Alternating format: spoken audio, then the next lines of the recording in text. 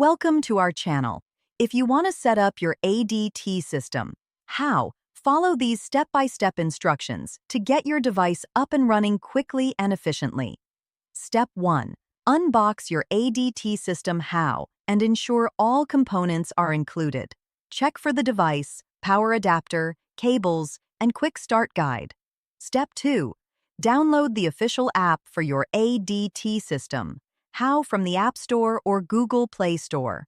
Create an account or sign in if you already have one. Step 3. Power on your device by connecting it to a power source. Wait for the indicator light to show that the device is ready for setup. Step 4. Open the app and follow the on-screen prompts to add your new device. The app will search for nearby devices automatically. Step 5. Select your ADT system. From the list of available devices and follow the pairing instructions.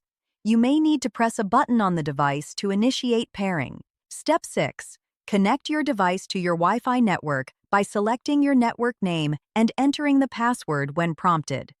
Step 7. Complete the setup by customizing your device settings according to your preferences.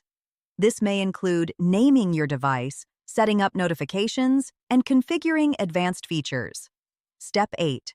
Test your device to ensure it's working correctly. Check all functions and features to confirm successful setup.